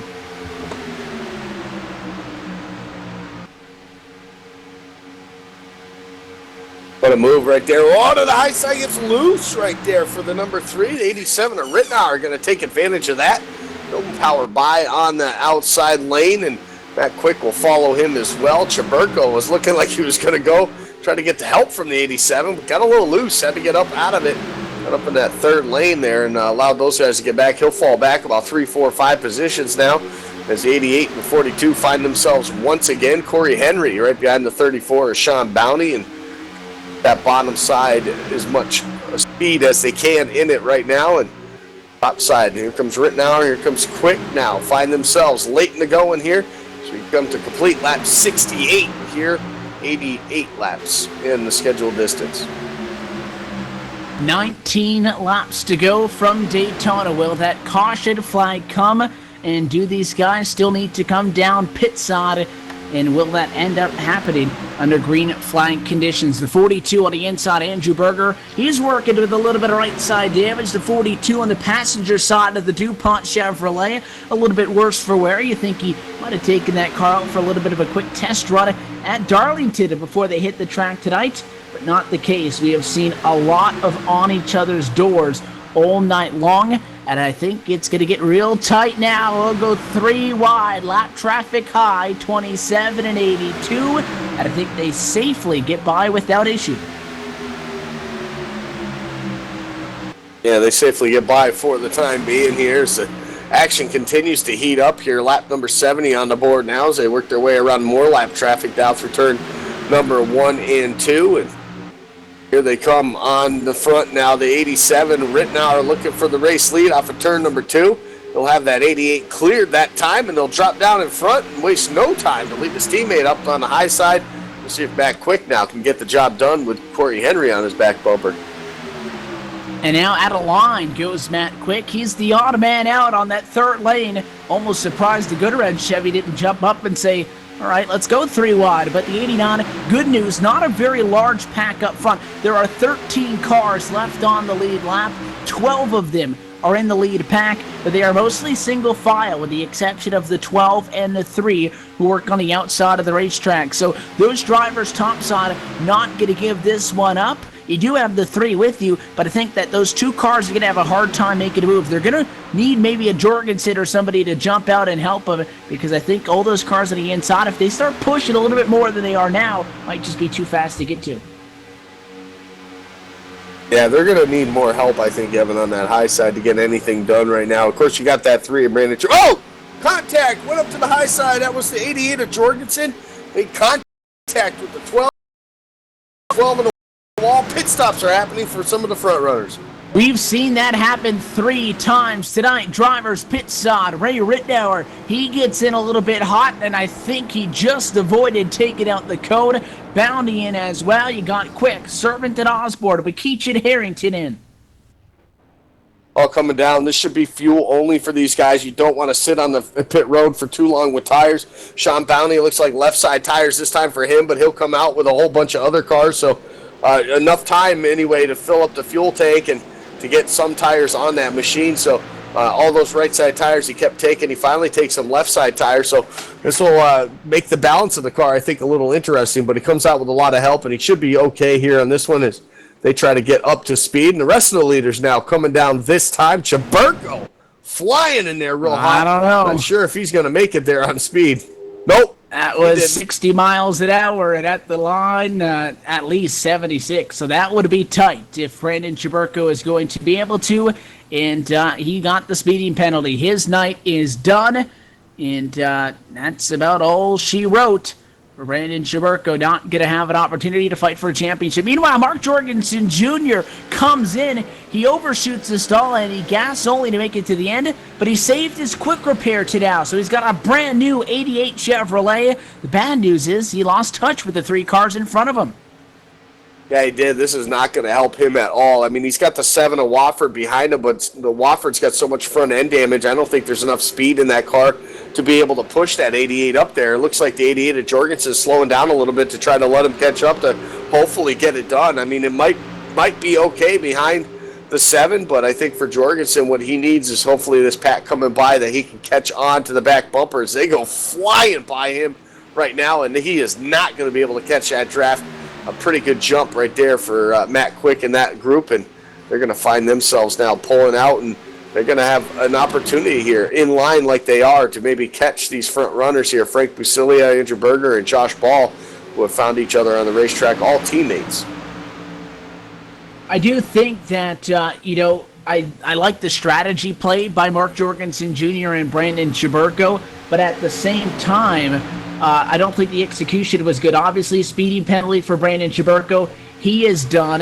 And now for the 88 machine, he did manage to hang on to that quick repair, but because he overshot the stall and had to back up, next thing you know, you've lost touch with the lead pack. You're not going to win the race now. Jorgensen 9th and losing a lot of ground, 3 seconds back almost. Yeah, I mean, we talk about it all the time at these plate tracks, how important it is to get on and off pit road, how important it is to not get penalties like we saw the 3 get, or why not to overshoot your box like the 88 just did. I mean, class of the field in the truck race got the win. Probably pretty close to the class of the field in this race as well. Unfortunately, without a caution at this point, I don't think you're going to see that 88 to victory lane here. 94's turn to lead the way. The McDonald's machine on the inside. The Ford Fusion, it goes to the point down the Daytona super stretch. They have gotten the pit stop completed. They've gotten that out of their way, which means that they're now going to be able to race this one out to the end. And again, the first time we see green flag pit stops, it happens late in the game, and it happens, really inside of the final 20 laps. It's time to go. It's in the home stretch. You got to get up on the wheel, and now you have to go. There's nothing to lose at this point. Going to be 12 laps to go from Daytona this time. And can Frank Busilia try to ride this one out in front? Busilia Berger 1-2, no surprise there. Both of these drivers very strong all season long. The difference is the 42 has already gotten a win in this round, and the 94 needs one. Yeah, the 48 needs one. The 28 of Shane McKeechin. I mean, everybody you see up here in this group, the 34 Sean Bowney needs a win here tonight. He was doing pretty good in the points as it is and might be okay with points, being where he is in the trouble that all these other chase guys have had over the course of the night. But, the racer and all these guys, they all want to be the one that crosses that line first at the end of it, and we're getting all closer to that here. 11 to go that time, and the top side starting to pick up some momentum. Matt Quick leads the charge. Quick on the outside, followed by Osborne and followed by Sean Boundy. 3 drivers on the top and 4 on the bottom. Josh Ball, quiet night. He's started 20th. He's in the conversation. It's an 8-car breakaway down the back straightaway with 10 laps left to go this time by. The ultimate goal to obviously get to 5 laps to go. When you get to that point, a caution flag would end this race. You get to the white flag, nothing ends it but the first person to go cross and complete lap number 87. But it's going to be a nail-biting couple of laps with just 10 laps, 25 miles to go.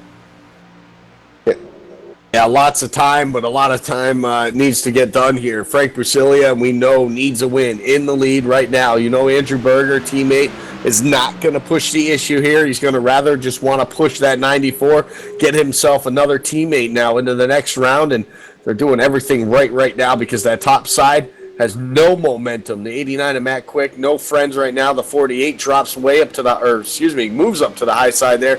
He's going to allow Ray Rittenauer around him, and he'll drop in line now, and we'll see if those 2 teammates now on the outside, the 89, 87, can get hooked up and get themselves back into contention and possibly steal a win from the 94 and ruin his chances for getting into the chase. 8:10 to go. The number 34 machine, Sean Abound, he holds a critical spot here because, again, we talked earlier about how there's so many different point scenarios going on that it's hard to tell where you need to be. Sean Abound on the outside looking into tonight by just 1 point. In comparison to Ronnie Wofford. Ronnie Wofford not having a good night. It moves him up a spot, and it puts him right on the brink, but a P6 where he runs right now, it may not be enough. He rides behind the 8 and the 87. If he goes to the outside, he's not going to be a lead car in that draft. If he stays on the bottom, you're fourth in line. He's kind of stuck. He has to hope that he get a little bit of 3 wide. A door's got to open because right now there's nowhere for him to go. The 8's in front of him. The 28's next to him. He's stuck in a box on the double yellow line. And meanwhile, Josh Ball trying to win the race, who is in tonight based on points. Can't afford a late race accident. No, he can't. He's been involved in 2 already so far tonight and finds himself now in this front group at the end. Top side, look at the momentum. They're getting going here as those 2 teammates trying to get it done. Shane McKeechan adding to that speed as well as they'll run side by side for that race lead right now with Frank Busilia still with a slight advantage, though, through turn number 3 and 4. And 87 needs to get to that back bumper, needs to get it off of the corner. Not going to do it there. It's going to allow that 94 to continue to lead here as that bottom side right now is kind of separated a little bit. Sean Bounty realizing I need to be on the top. We got to push these guys to the lead, and they got to drop down. That's the only opportunity he's going to have to get himself any more positions before this thing's over. Lap 81 of 87 in the works, and they're still chasing an 94 to Frank Basili, and you have to think you probably would rather not lead at 10 laps to go and be maybe the 89, be maybe the 42, because right now, again, we talked about options earlier in this race. Drivers on the outside, they can pinch, they can push, they have a couple of things that they can do to try to win this race. 87 gets tight, and the outside falls apart. So inside, going to pull the advantage as they go 3 wide for a brief moment, and Rittenauer falls back for the 94 Frank Basilia. You can't do anything. You're leading on the inside. All you can hope is that the 42 of Andrew Berger gives you enough of a push to win you this race. So could Matt Quick be the hero? Does the 42 jump out of line? Does the 8 jump out of line? Because right now, it's basically everybody on the inside with a couple of people up top trying to make something happen, but not going anywhere. They're not going anywhere right now, and the only thing, too, the 42 has to remember early in the race, the one that Chris Bassini blew up from too much push and too much pushing those guys to the front. So let's see what they can do here on the end. Hopefully Andrew Berger keeping an eye on the temps. I'm sure he is as they run. He's kept a pretty good gap there and then peeks his nose out every now and then to get some fresh air on that nose there. So he's doing everything he can, I think, at this point to be right there. And he's got to just basically sit there, ride, keep a gap, keep a little bit of a cushion there. Then when he sees that top side get a run, then he's got to get his run on, get down to the back bumper of Frank Busilia and give him that push that'll keep him the race lead. The top 2, though, on the outside lane, they're making up some ground. Just being the 2 of them, that's pretty impressive. 3 wide as the 12 of Corey Henry once a factor in battling for the race lead earlier on. He falls 1 lap down, and that now marks just 11 cars left on the lead lap. 83 laps down. We'll take lap number 84 this time by. And with that, just 4 laps to go. So it's a race now. It's official. The next flag would effectively end this race unless we get to the white, and then we'll take the checkered flag. Still the 94 and still just the 89 and the 87 on the outside. You're looking at some of those bigger names that continue to sit dormant on the inside, and you ask yourself, when do they make their move?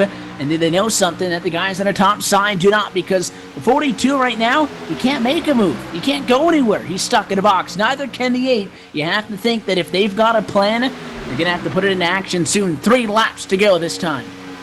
Yeah, they're going to have to put it into go soon, and they're going to have to do it now. Top side now is going to have 4 cars to help out. Shane McKeechan now joins the party with Ray Rittenauer. Here comes Josh Ball in the 48 as well, and I would think the 48 want to be on the bottom to help that bottom lane, keep his teammate to win, but by him being up on the high side, he's helping out the high side. Maybe even get Matt Quick the opportunity to get up here and lead. They'll drag it, race it, though, side by side for that race lead as the 89 of Matt Quick able to get up there off of turn number 2, unable to get the pass made completely right there. The top side kind of falters out there down the back straightaway. Sean Bounty, now Josh Ball go up there to help out. And now you got 4 against 3 here. Shane McEachin starts to fall off the pack here.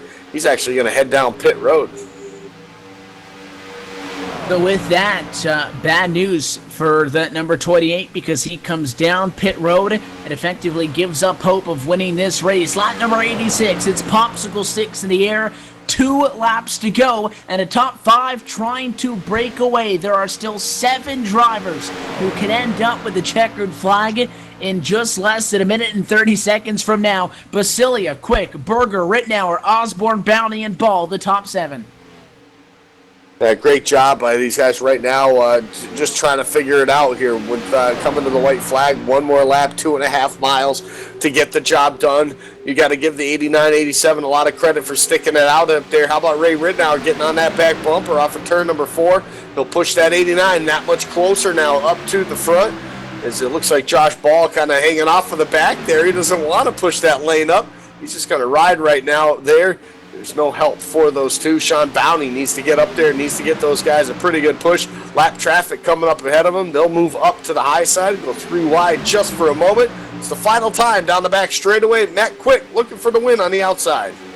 They go 3 wide with lap cars, but the pack looks exactly like it did, 5 laps ago. Frank Basilia all alone. The side-by-side is behind. Here comes the push from Matt Quick. The 87 on the bumper. They're going to drag race off of turn number 4 and contact behind. Big wreck coming to the line. 2 cars remain. They'll beat and bang to the line, and all the contact is not enough. Frank Basilia hangs on by 1/100th of a second to take the win. Matt Quick tried everything he could but taking him out. And somehow that number 94 Ford hangs on as they basically all the other cars get junked. Wow, what a finish and what a job. I mean, we talked to Frank, I did, in the post-race show after finishing 3rd in the Texas race in the trucks and said, hey, man, we got some exciting racing coming up later on. You got to get a win to move on. And he said, yeah, I don't have a chance at all to get it. Look at him now. He's in victory lane, and he's going to move on to the round number 2 of the chase. A fantastic job for Frank Basilia right up front when he needed to be, and a great job hanging on to it. And he owes a lot of credit to his teammate, Andrew Berger, for sticking with him that whole time. An incredible finish, and you have to think maybe if Matt Quick still had that push, he might have just got it. But he lost the support from behind after Ray Rittenauer coming off of turn number 4, got hit in the left rear by the 8. They all wrecked behind, and the 89 was coming, and he knew that he had to do something. In fact, he might have had a better shot without the contact, but a nudge here, a nudge there, and I'm sure that wheel was deadlocked to the left coming across the start-finish line, and it was. But it was not enough to get the 94 out of shape in time, and this race ends with another spectacular finish at Daytona, and this one sees Frank Basilia winning and coming from way behind, 14th on the chase grid and sitting over 36 points out of a transfer spot. He needed a win to move on. That's exactly what he got, and that's exactly what he'll do. Yeah, that is exactly what he'll do. Just a great job by all those guys, and some of the guys you feel bad for further back. Jorgensen coming home in the 7th spot. I mean, one of the top drivers all race long there just had problems on that pit stop, so he'll end up coming home in the top 10. But we'll have to see how all the points shake out, because we're going to send 10 drivers home tonight. We'll get an official word on the 6 that will move on, and the 10 that will go home when we return. In the meantime, we'll step away, and we'll come back with a jam-packed LSRTV post-race show. We'll talk to your top finishers. We'll break down the chase grid for the round of 6 in just a moment. You're watching LSRTV's continuing coverage of the 2016 iSuperspeedway.com Racing Series iSuper.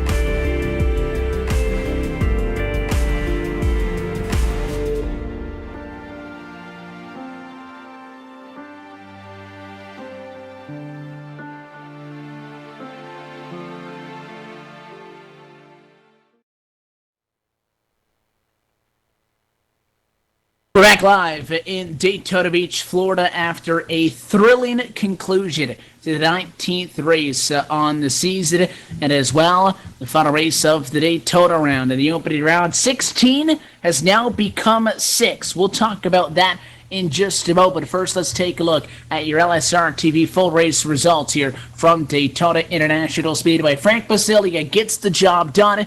He's moving on. Matt Quick, P2. Sean Aboundy, P3. We'll talk with your top finishers in just a moment. A fourth place result tonight for Josh Ball. P5 for Ray Rittenauer behind. Andrew Berger comes home 6th. 7th for the pole sitter, Mark Jorgensen Jr. Shane McKeechin at 8th. 9th for Paul Servant, rounding out your top 10. And also the last car on the lead lap tonight is Dana Osborne. Corey Henry, 1 lap down, will finish 11th. 12th goes to Kelly Dahl. Dan Harrington will finish in the 13th spot, 2 laps down. Daniel Holloway finishes 14th. 15th goes to Christian Peterson, who finished 4 laps down in this race. 16th, Rodney Wofford. Brandon Jaberko will finish 17th. 18th to Glenn Hedrick. Rod Flagg will finish 20th. Ramon Evans rounds out your top 20, while Anthony Yankello and Chris Bassini round out your 22-car field here tonight. But it's that time down at Victory Lane. A guy who wasn't sure of himself early on during the truck race, during his interview there after a 3rd place at Texas. I'll tell you what, Frank Basilia, he's in Victory Lane here tonight, and he's got to be pretty excited. He's standing by with Evan. Yeah, that's right. You talk about the pressure-packed situation, and we'll look at the numbers as far as the drivers that squeak in above the cut line. But we did say there was one way to avoid all of that, and that was to win. And that's exactly what Frank Basilia needed. That's exactly what he did. Winner tonight at Daytona had an opportunity to continue his quest for another championship. Will continue next Friday night, sir. Congratulations. What a finish. That close. 1/100th of a second between moving on and going home. Yeah, that was, I saw, oh my gosh, just those last few laps. I know my heart was probably running like 200 beats a minute. Yeah, I saw him all wreck out of 4, and then Matt, man, he ran me close. I know we made contact a few times those past few laps, past few laps. But man, I saw him in my mirror. I thought we were about dead even at the line, so I kept looking at the scoring, and waited a few seconds, and it never changed. And I just went back and looked at it, and I was like, holy smokes! So I got to throw a shout out to him. He ran me really, really tight, but it was clean, man. It was one of the coolest finishes, coolest wins, man. Just coming to the line like that. A thrilling finish. Quick loses his help, and you guys are dooring each other coming down to the finish line. Lucky for you, you get the upper hand on that one. Those final 10 laps, you had about a car length advantage for the better part of it, and I know you were probably thinking, who's going to make the move? When are they going to make the move? And you ride through to hold on. What were those final 10 laps like? Being in a position, because we talked about you want to be in front because you get to the final 5 laps. A caution could end this at any moment. But also we were talking about the guys on the outside. They can do what Matt Quick did to you coming to the line. They can hit you to try to slow you down. They can pinch. They can side draft. They can do all that. All you can do is hold the bottom and hope for the best. Yeah, Berger was running behind me, and I had Ball back there too. But I told Berger, in the end, this is a race. I mean, we're all going for the win. So if I was trying to give him as much air as I could, up until the last probably 5 laps or so, and then all I was doing was mirror driving, kind of cheating up towards Quick, who would have a run, try to get some side draft off of him, move back to the yellow line. I told them, guys, it's a race, so can't hit on somebody for trying to race or move around, even though we're on the same channel and everything. But man, I'm sweating. My heart's still pounding. I can't believe I came through with a win. I guess it's been over a year, probably, since I won. So this one's gonna be sweet. You get that McDonald's Ford Fusion into victory lane, and that car's going to be looking a little bit different when we see it back on track here in the next couple of weeks with the new build coming out. But the thing that never changes is you guys have always been competitive. The Season 1 Super Speedway champion. Since then, Brandon Chaburko, Rod Flag, Josh Ball, and Seth the Merchant have all won their first championship. We have never seen a repeat champion in this series. And you have an opportunity to do that, and you move to the round of 6, the biggest elimination cut we've seen in this elimination-style chase for the past 3 seasons. 10 drivers go home tonight. You're not one of them. You're in the final 6, and you've been here before. 2 races at Talladega, a cut, and 1 race at Daytona. How do you go forward from here? Well, no, I've made it to the second round. This one was the most stressful, but every time I've made the chase, got to the second round, and I can't seem to get through to the third one. I always fall, a few points short or an incident. I mean, one bad race and that's it. You have to run for a win. You have to run extra hard. So I haven't quite figured that one out yet, to be honest. I'm not going to change anything. We're just going to run hard, make sure I execute. That last pit stop, I'm not sure how I came out in front. I thought I had a terrible pit exit especially, but that's what ended up getting me so just making sure I execute, just doing what I do on a weekly basis. I don't know, maybe we'll crack it. Third time's a charm. We wish you the best of luck going into round number 2 at Talladega next Friday night, where we go to the classic feature race format, and then we'll have a cumulative format the week following it. You have to beat at least 3 other drivers to have your opportunity to walk away with the second title. Before we let you go, as always, Frank, the sponsors, the shout-outs, all those people. You're into the second round. Your championship continues. Who makes it happen? Yeah, appreciate all you guys do, Evan and Andy and Cisco on the broadcast here tonight. Give a shout out to Rod Flag for putting on the league as always. I couldn't do it without him. As for tonight, all the guys that were up front that last run, Andrew Berger, Josh Ball, Matt Quick, who ran me as hard as he could. We made contact several times without wrecking. Gotta throw a shout out to him. To my wife, who lets me run virtual NASCAR. She said the only way I can keep running is if I win. So I think I'm good for a little while now, hopefully. And we'll try to get him next week. I appreciate all you do, guys. We appreciate you sticking around and chatting, Frank. Congratulations. That was an exciting finish. And I know we almost come to expect those from you guys here. But you guys were rubbing each other all the way to the line, and especially with the circumstances and everything, it was an exciting finish. And hopefully for you, I'll say that you don't have to get that close for the rest of this. Hopefully for us, we see some more excitement, but we'll see you next Friday. Absolutely. Thank you, Evan. That's your winner tonight for Daytona, Frank Basilia. He is in. He and Josh Ball are going to be the drivers who have an opportunity to get a second championship. We'll talk more about the drivers that move on in a moment. Meanwhile, trackside with the driver who was those 13 1/1000ths short in that battle, Matt Quick, P2 tonight, and Andy Kessler is with him. Yeah, I'm down here on pit lane with the driver of the 89, Matt Quick. And Matt, you did a great job here tonight, staying up there towards the front. When it mattered the most, you had the help of your teammate there right up until off of the exit of turn number 4. You made it a dogfight to the end. Talk about those last few laps there, trying to just get that momentum when it was only the 2 of you up there. Oh, man, we were trying to work that outside as best we could. I screwed the pit stop kind of coming out. I almost slid coming out of 1 and 2 on the aprons. I slowed way up, and I kind of got Ray caught up in no man's land. And that really killed us, because if I would have been on his bumper, he would have been up to speed at the same time. We might have passed Frank coming out of pits, but I killed all that momentum. But I got to give Ray a huge shout out. He stuck with me thick and thin. He kept getting hot. He was rotating in and out there, and I got to give a shout out to Shane there too. He said he tried to help out, but he just didn't have enough fuel at the end. So a little miscalculation. I can't stress how hard it is to win one of these races. I still haven't got one. This is like the 3rd time I've lost within like 15 thousandths of a second. I mean, I can't catch a break in this league, but this league is so hard, so tough. You got some of the best sim drivers in super speedway racing here. I mean, I don't know, we just kept trying to work the outside. I was pinching as hard as I could.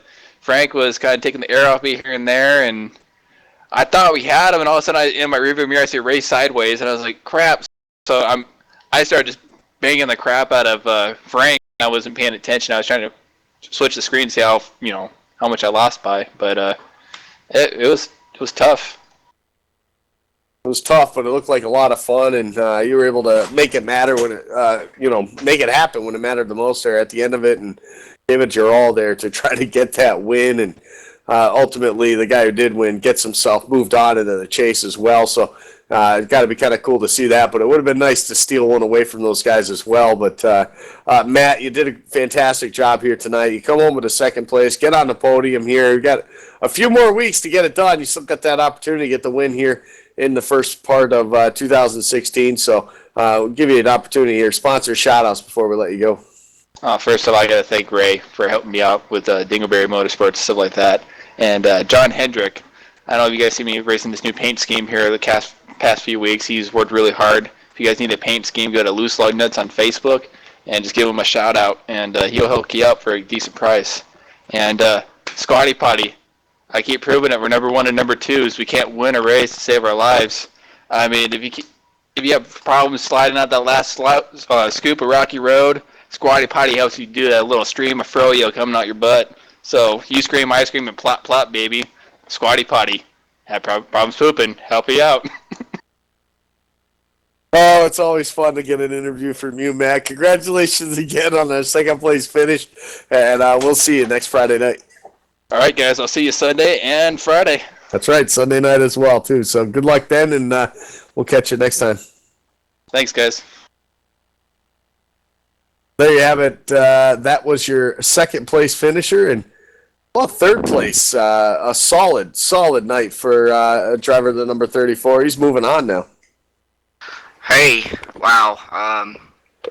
It didn't hit me until after my cool down lap. These guys are the best super speedway guys that I've ever raced against, and they're amazing. And I hit the cool down lap, and I realized I just moved on from 16 to 6, and that's kind of what the pressure didn't hit me until after the race was over. I was so focused. Man, it was just a long race, and I think the biggest thing overall was noticing how many times I was right next to or right behind some of the biggest wrecks tonight, and just fortunate and lucky to be able to get out of the way and just keep pushing forward. It looked like a lot of fun out there, but it also looked like you had some problems there. You're up to the front. You had the outside lane. You were leading it, and then it seemed like no help. You had some guys split you and try to go 3 wide. Nobody wanted to go down there. And obviously, being a rookie in the series, you did get a win earlier in the season, and you've been running some strong races here in the chase as well, obviously, to get yourself moved in with these 6 drivers that are going to continue on. But it's just, what is it? What do you think is it going to take to finally get some of these guys maybe to follow your back bumper and give that 34 push up to the front? Rookie or no rookie, it's the cutoff race, and it's not just a cutoff race. You eliminate 10 guys tonight, and a lot of guys knew that they had to win. Nobody wants to give up the lead. Nobody wants to give you an inch. It doesn't matter.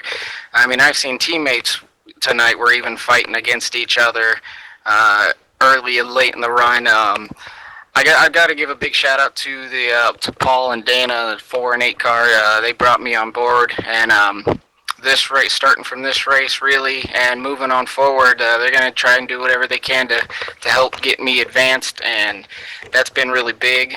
Just showing what I can do and helping out with them as much as I can, and there's a couple of really big teams here, so when somebody decides to go around you, you don't have 1 or 2 cars, you got like 8 cars, and I think they want to see a little evened out on the playing field as much as I do, so I'm just really fortunate that they'd be willing to pick me up, and so we'll see. I've got a new ability to work with some partners, so that'll be a real, hopefully a game changer for me, and just see if we just keep getting ended up in the right place at the right time.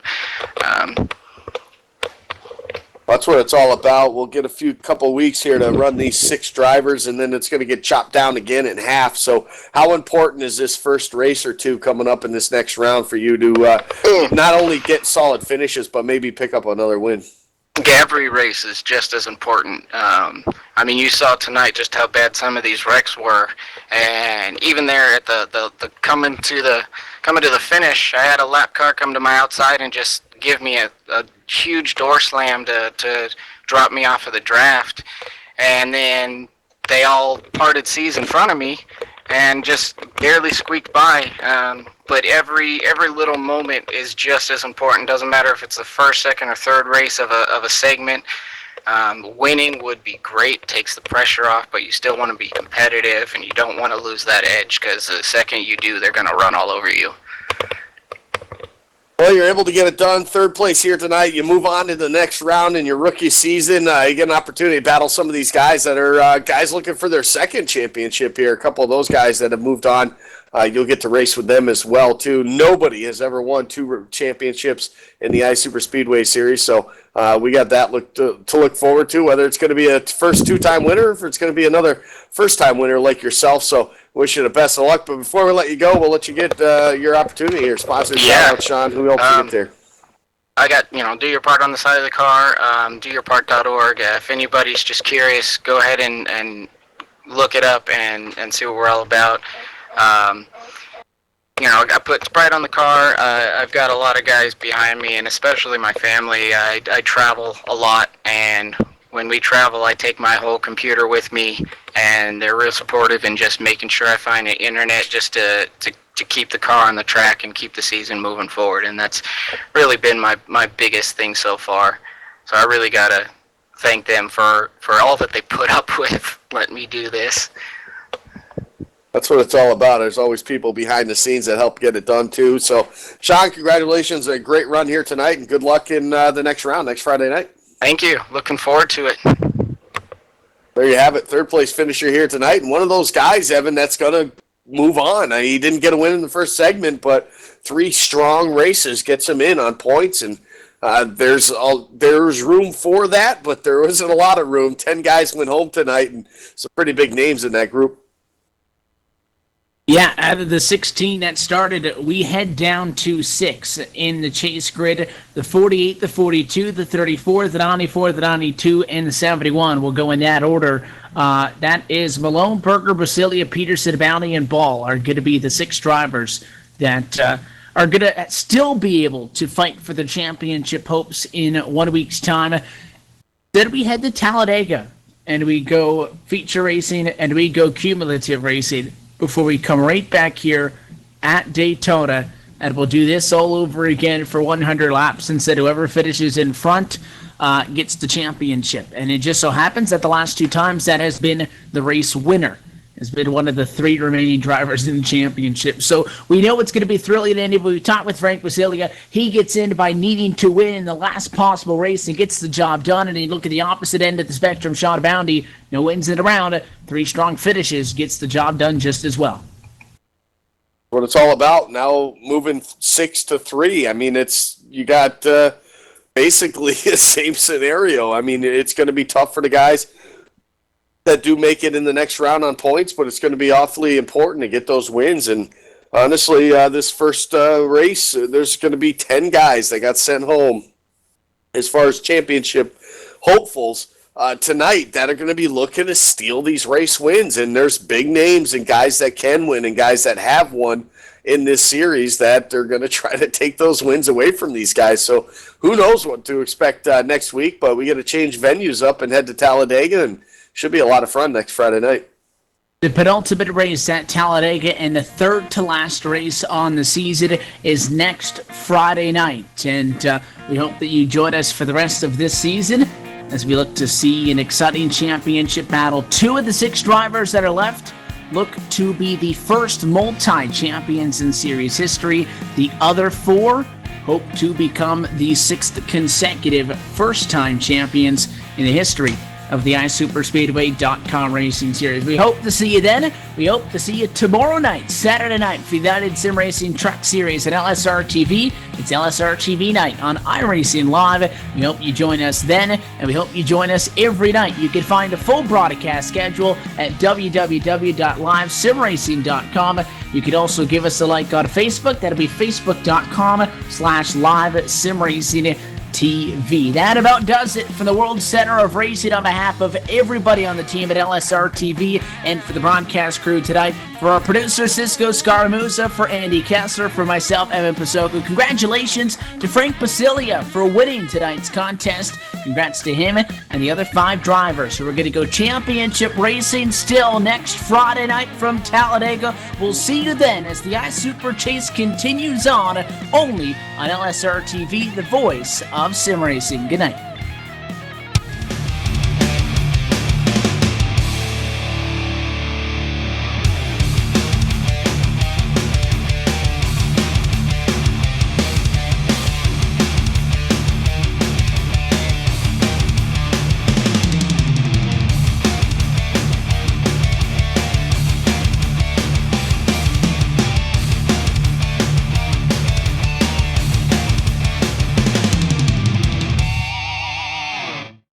This copyrighted broadcast is presented under the authority of LSRTV LLC and iRacing.com Motorsports Simulations and may not be reproduced, retransmitted, or used in any form, nor the accounts and descriptions of this event disseminated in any way without the express written permission of Live Sim Racing TV. LSRTV would like to thank its loyal fans for their continued support, and we hope you enjoyed tonight's broadcast.